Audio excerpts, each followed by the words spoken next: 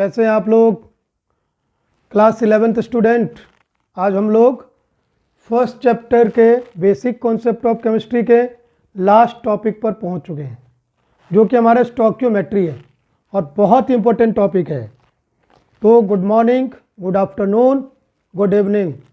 मेरे साथ ललित मिश्रा के साथ आपका अपने केमिस्ट्री क्लास में स्वागत है। तो हम लोग इसमें करेंगे स्टोइकियोमेट्री। और पेन पेपर लेकर बैठ गए क्या? बहुत इंपॉर्टेंट टॉपिक है, साथ साथ करना पड़ेगा। तो ले लीजिए पेन पेपर और चैनल को लाइक सब्सक्राइब करिए और शेयर करिए अपने दोस्तों में, जिससे आप लोगों के अच्छे मार्क्स आए। आप लोगों के मार्क्स से मेरा भी मोटिवेशन बढ़ेगा और आपका तो बढ़ना ही है। तो चलिए हम लोग शुरू करते हैं। स्टोइकियोमेट्री का मीनिंग क्या है? स्टोइकियो वर्ड और मेट्री वर्ड, इन दोनों से ये बना हुआ है। स्टोइकियो का मीनिंग है रेशियो और इसका मीनिंग होता है मेजरमेंट। तो रेशियो मेजरमेंट यानी रिएक्टेंट के रेशियो में प्रोडक्ट हमारा कितना है किसी भी रिएक्शन में, एक रिएक्टेंट के रेशियो में दूसरा रिएक्टेंट कितना है, और इस तरह से यानी रिएक्टेंट और प्रोडक्ट, रिएक्टेंट इन सब के बीच में हम रेशियो फाइंड कर सकते हैं। प्रोडक्ट इन सब के बीच में रेशियो फाइंड कर सकते हैं। कौन सा रेशियो? उनके मास का रेशियो हो, वॉल्यूम का रेशियो हो, एक का मास दूसरे का वॉल्यूम हो, कुछ भी फाइंड किया जा सकता है यहाँ पर। यानी एक के रिस्पेक्ट में दूसरे का क्या अमाउंट है, वो अमाउंट वॉल्यूम के बेसिस पर हो बेटा, या मास के बेसिस पर हो, या मोल्स के बेसिस पर हो, सब कुछ हम यहाँ पर फाइंड कर सकते हैं। और किस तरह से कर सकते हैं, कितनी आसानी से कर सकते हैं, चलिए हम यहाँ पर देखते हैं। तो क्लियर ही है यहाँ पर कि हमारे पास एक रिएक्शन होना चाहिए। कोई भी एक रिएक्शन ले लेंगे हम। मान लेते हैं क्वेश्चन ले लेते हैं, क्वेश्चन के थ्रू समझना ज़्यादा अच्छा होगा और इसके स्टेप्स को भी आप अच्छी तरह समझ पाएंगे। तो मान लेते हैं यहाँ पर क्वेश्चन पूछा हुआ, find the mass of oxygen required to burn 1.6 gram of methane gas. तो CH4 गैस को बर्न करने के लिए वो भी 1.6 ग्राम लिया हुआ है, तो कितने ग्राम हमें ऑक्सीजन चाहिए ये हमें फाइंड करना है। तो क्लियर है, यहाँ पर हमें सबसे पहले क्या होता है, स्टेप में रिएक्शन को दिखाना पड़ता है। तो रिएक्शन को हम रिप्रेजेंट करेंगे, उसको बैलेंस करेंगे।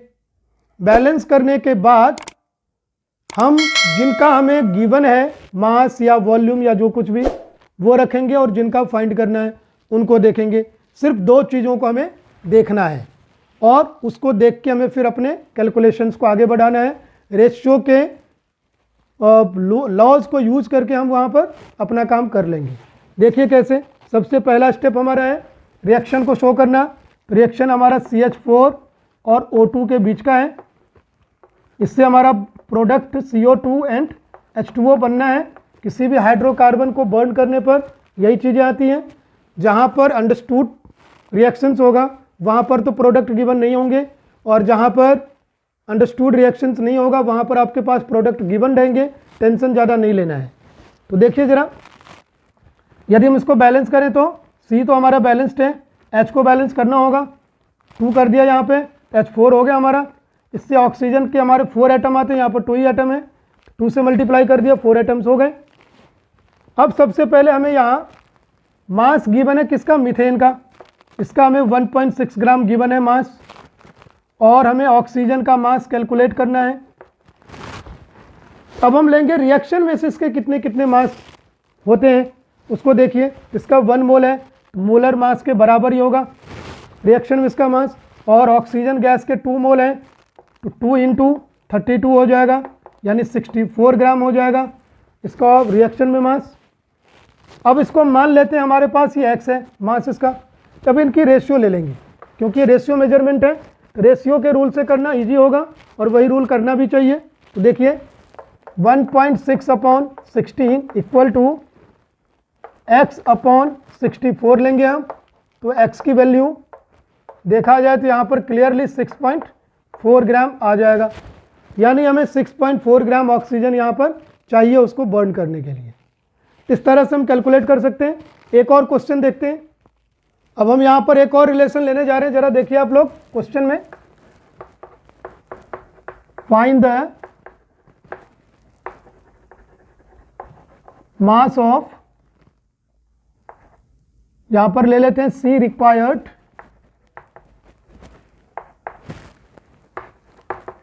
To get 1.12 ml of CO2 gas. हमें यह क्वेश्चन दे दिया, अब कैसे फाइंड करेंगे इसको। यहां पर तो हमें वॉल्यूम दिया हुआ CO2 गैस का। सबसे पहले हमें रिएक्शन निकालना है, C से CO2 हमें ऑब्टेन करना है। किसके साथ रिएक्शन करवाएंगे, अंडरस्टूड है, O2 के साथ। अब इसको बैलेंस करना है, ये ऑलरेडी बैलेंस्ड इक्वेशन है।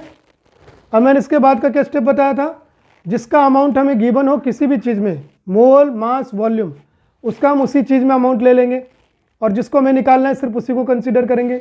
हमें C को फाइंड करना है और CO2 हमें गिवन है। CO2 का वॉल्यूम गिवन है, वॉल्यूम हमने यहाँ पर लिख दिया, लेकिन ये लीटर में होना चाहिए। 1.12 इंटू 10⁻³ लीटर बन गया अभी है, 1000 से डिवाइड कर दिया यानी। और हमें इसका मास कैलकुलेट करना है, तो मान लेते हैं ये हमारा x ग्राम है। अब रिएक्शन में से इसका भी हम वॉल्यूम ही लेंगे और इसका हम मास लेंगे। जिसका जो चीज़ें गिवन है वही चीज़ लेंगे रिएक्शन में, और जिसका जो चीज़ निकालना है वही चीज़ उसका लेंगे हम। इसका हम वॉल्यूम निकालना है तो वॉल्यूम ले लेंगे। 1 मोल का वॉल्यूम कितना होता है, 22.4 लीटर। बिल्कुल ठीक सोच रहे हैं, तो 22.4 लीटर ले लिया हमने।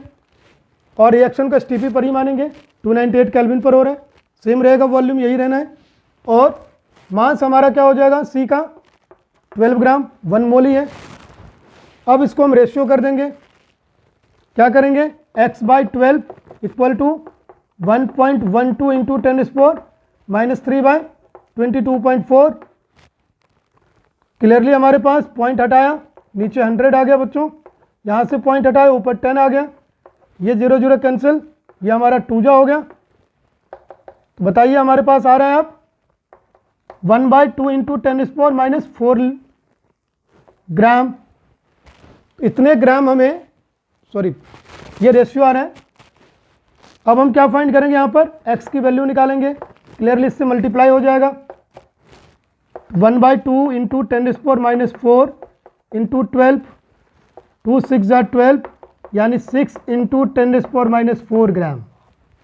इतना ग्राम हमारा कार्बन की रिक्वायरमेंट होगी। अब जरा एक और क्वेश्चन देख लेते हैं और इसको समझते हैं अच्छी तरह। तो यहाँ पर हम एक क्वेश्चन ले रहे हैं, इस क्वेश्चन में बहुत अच्छी तरह से आप लोग ध्यान देंगे। Find the mass of CaCO3 required to neutralize 50 ml of 0.5 m HCl solution. हमारे पास ये दे दिया है क्वेश्चन। यहाँ पर क्लियर है, हमारे पास एक रिएक्शन है CaCO3 प्लस HCl। ये हम जानते हैं कि हमारा कार्बोनेट बेस है और ये हमारा एसिड है। कार्बोनेट का रिएक्शन और एसिड का रिएक्शन क्या क्या देगा, सॉल्ट, CO2 एंड H2O, वो हमने यहाँ डिनोट कर दिया। अब इसको हम बैलेंस करेंगे तो क्लियरली हमारा 2HCl यहाँ पर हो जाएगा और बाकी हमारा बैलेंस्ड है। इस तरह से हमारा ये बैलेंस्ड इक्वेशन हो गया। अब हम यहाँ पर HCl का हमें यहाँ पर वॉल्यूम उसके सॉल्यूशन का गिवन है और उसकी कॉन्सेंट्रेशन गिवन है और इसका मास कैलकुलेट करना है। तो वॉल्यूम और कॉन्सेंट्रेशन का रिलेशन बनाना एकदम से ईजी नहीं होगा हमारे लिए। हम ईजी वे में ले जाने के लिए करेंगे क्या, जो हमें वॉल्यूम और कॉन्सेंट्रेशन गिवन है उसके बेसिस पर हम पहले HCl का मास कैलकुलेट कर लेंगे, फिर इस इक्वेशन में रख के, इस रिएक्शन में रख के CaCO3 का मास हम कैलकुलेट ईजिली कर सकते हैं। तो इसके लिए आप लोगों को जो कॉन्सेंट्रेशन वाला पार्ट है सॉल्यूशन का, वो आपको 12th के वीडियोज सॉल्यूशन चैप्टर के फर्स्ट वीडियो से आप लोगों को देखना पड़ेगा। वो दोनों क्लासेज के लिए सेम है, जो कि लिखा हुआ है रिएक्शंस ऑफ, इसमें आपका है स्टोइचियोमेट्री ऑफ सॉल्यूशन, उसके नाम पर दिया हुआ है, रिएक्शंस इन सॉल्यूशन उसके नाम पर दिया हुआ है, तो उसको आप 12th के उसमें देखेंगे सॉल्यूशन चैप्टर में, जो फर्स्ट वीडियो है उसमें कॉन्सेंट्रेशन किस तरह से फाइंड करना है, मोलारिटी वगैरह सब कुछ मैंने ईजिली समझाया हुआ है बच्चों। तो यहाँ पर हम कॉन्सेंट्रेशन का ही फॉर्मूला हम यूज़ करेंगे मोलारिटी का, और हम इसका मास कैलकुलेट कर लेंगे इजीली। तो देखिए जरा, तो यहाँ पर हम मोलारिटी का फॉर्मूला लेंगे, जो कि हमने गिवन मास इनटू 1000 अपॉन में मोलर मास इनटू वॉल्यूम बनाया हुआ है, क्योंकि वॉल्यूम हमें यहाँ पर ml में गिवन है, इसलिए फॉर्मूला यूज़ करेंगे हम। तो मोलारिटी की वैल्यू हमें गिवन है 0.5, गिवन मास हमें कैलकुलेट करना है, यानी इसका मास हमें लेना है, इनटू 1000 लेंगे हम, अपॉन में मोलर मास HCl का 36.5 आ जाएगा, क्योंकि H का 1 होता है, Cl का 35.5 आता है, और वॉल्यूम हमें 50 गिवन है। इसको हमने कैंसिल किया तो 20 आ गया हमारे पास, और ये 10 हो जाएगा, 2 से डिवाइड होकर 18.25 आ जाएगा। इस तरह से W हमारे पास आ गया 0.5 इंटू 18.25 अपॉन 10। इसका हाफ करने पर हमारे पास आएगा 125, और ये 9.125 बाई 10 यानी 0.9125 ग्राम, जिसको अप्रॉक्सीमेटली हम 0.91 ग्राम लेकर चल लेते हैं। इस तरह से हमारे पास HCl का मास आ गया। तो हमने इसका जो मास कैलकुलेट किया था 0.91 ग्राम, और इसका मास हमें कैलकुलेट करना है, जिसको हम x मान लेते हैं, और रिएक्शन में इसका मास हो जाएगा 2 इंटू 1 मोल HCl का मास 36.5, हमने पीछे देखा था, ये 73 ग्राम हो गया हमारे पास। और ये हमें इसका मास रिएक्शन में से 100 ग्राम निकल आएगा। कैसे? 40 हमारा होता है Ca का, और CO3 C का 12 और O3 का 48 मिला के 100 हो जाएगा। तो इसमें हम रेशियो ले लेंगे अब x upon 100 equal to 0.91 upon 73। तो क्लियरली x इक्वल टू हो जाएगा 91/73 ग्राम। इस तरह से हमारा यहाँ पर मास कैलकुलेट हो जाएगा। तो अब हम करने जा रहे हैं स्टोइकियोमेट्री पार्ट 2 एक तरह से, जो कि हमारा कॉन्सेप्ट है लिमिटिंग मोलर कंडक्टिविटी का, सॉरी लिमिटिंग रिएक्टेंट का, सॉरी मैंने 12th का टॉपिक बोल दिया था, लिमिटिंग रिएक्टेंट का। तो हम लिमिटिंग रिएक्टेंट का टॉपिक करने जा रहे हैं, जो कि स्टोइकियोमेट्री का ही पार्ट है हमारा। लिमिटिंग रिएक्टेंट होता क्या चीज़ है? जैसा कि नाम से दिखाई दे रहा है, लिमिटिंग रिएक्टेंट ऐसा रिएक्टेंट जो लिमिटेड अमाउंट में प्रेजेंट हो। लिमिटेड अमाउंट का क्या मतलब है? कोई भी चीज़ लिमिटेड कब मानी जाती है? हमें जितना चाहिए उतने अमाउंट में नहीं मिलता है, उससे कम मिलता है। बिल्कुल उसी तरह से कोई रिएक्टेंट जो रिएक्शन की स्टोइकियोमेट्री के बेसिस पर जितने रिक्वायर्ड था उससे कम अमाउंट में प्रेजेंट हो, ऐसा कोई भी रिएक्टेंट जो स्टोइकियोमेट्री के बेसिस पर जितनी उसकी रिक्वायरमेंट थी उससे कम अमाउंट में प्रेजेंट हो, उसको कहते हैं लिमिटिंग रिएक्टेंट। तो इस कॉन्सेप्ट को हम कैसे सीखेंगे? यहां पर हमने क्या देखा है? लेसर अमाउंट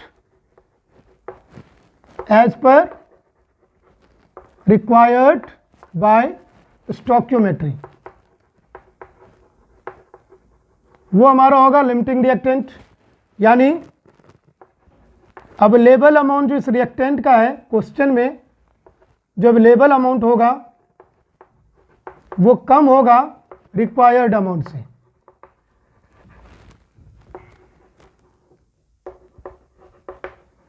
एज पर रिएक्शन में उसकी जितनी अमाउंट रिक्वायर होगी उससे कम होगा, उसको कहा जाएगा लिमिटेड यानी लिमिटिंग रिएक्टेंट।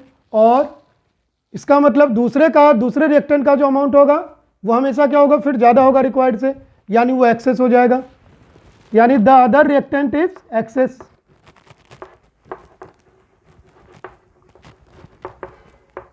यहाँ पर एक बात और क्लियर हो जाता है, हमारे पास कम से कम 2 रिएक्टेंट होने चाहिए, तभी हम लिमिटिंग रिएक्टेंट कैलकुलेट कर पाएंगे, समझ पाएंगे।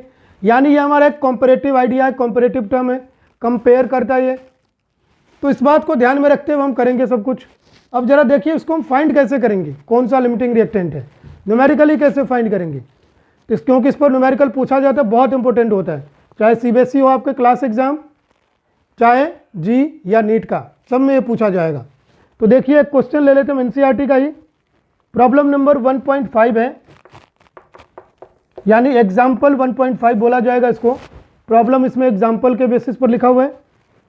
तो इसमें हमारे पास है 50 kg of N2 and 10 kg of H2 are mixed to produce NH3, calculate the NH3 formed. NH3 कितना बना है वो हमें कैलकुलेट करना है N2 और H2 की रिएक्शन से।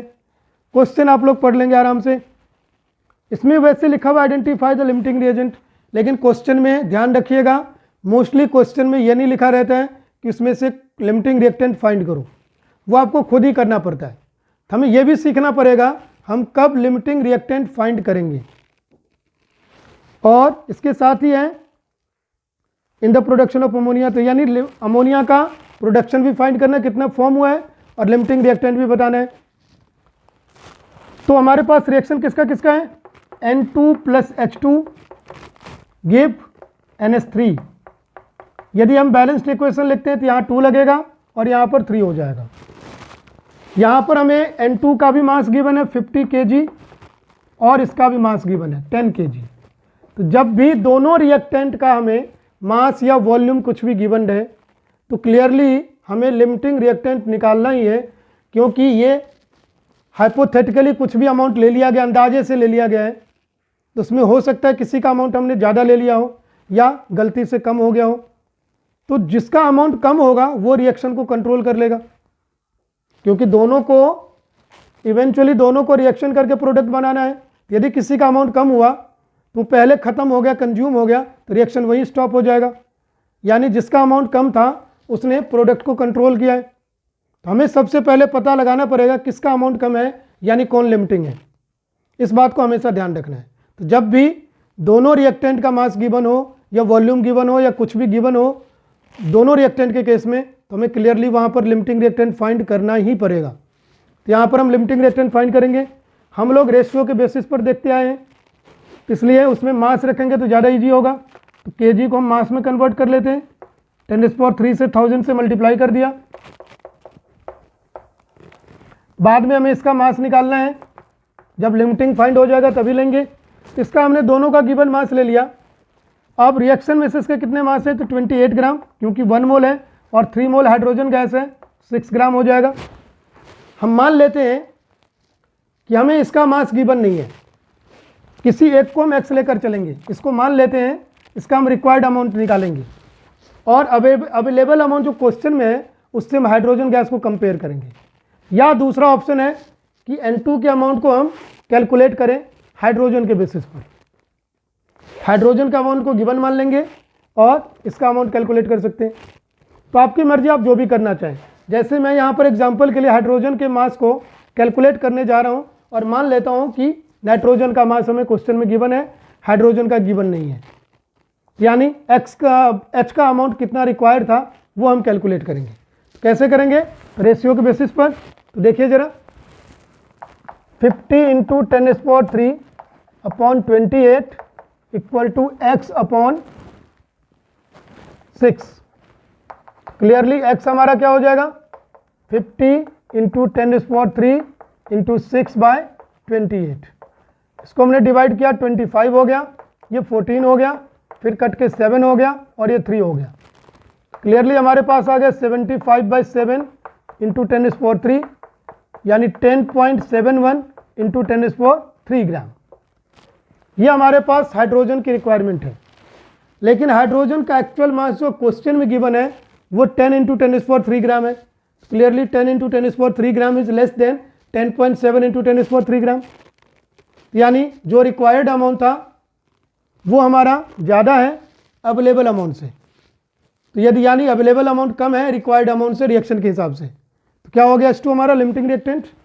यहाँ पर लिखेंगे अवेलेबल H2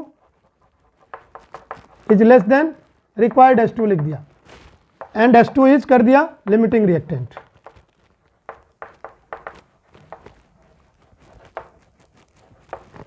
अब H2 के बेसिस पर हम फाइंड करेंगे अमोनिया को।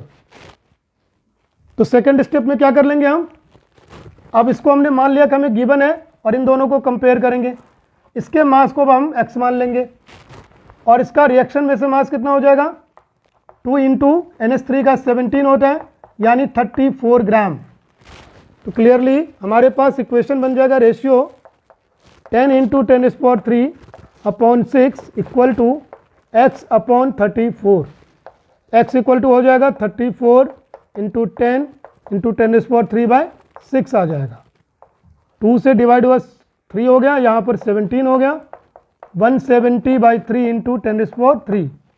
इस तरह से हमारा ये 56.1 kg के अप्रॉक्स में आ जाएगा। ये हमारा आंसर आ जाएगा अमोनिया के फॉर्मेशन का। इस तरह से अमोनिया के फॉर्मेशन का अमाउंट आ जाएगा और हम लिमिटिंग रिएक्टेंट के क्वेश्चन को इसी तरह से सॉल्व करेंगे। तो यहाँ पर हम लोगों ने देखा है स्टोइकियोमेट्री हम किस तरह से सॉल्व करेंगे, और मैंने बताया है कि कॉन्सेंट्रेशन वाला जो टर्म है सॉल्यूशन का वो आप देखेंगे 12th के वीडियो से, तो वहाँ से सॉल्यूशन चैप्टर का फर्स्ट वीडियो आप लोग देखेंगे उसी प्लेलिस्ट से। तो थैंक यू, और इसको शेयर सब्सक्राइब जरूर करें जिससे आप भी अच्छी तरह सीखते रहें, मेरा भी हौसला बढ़ता रहे और मैं आप लोगों को सब कुछ इसमें देता रहूं वीडियोज़ में।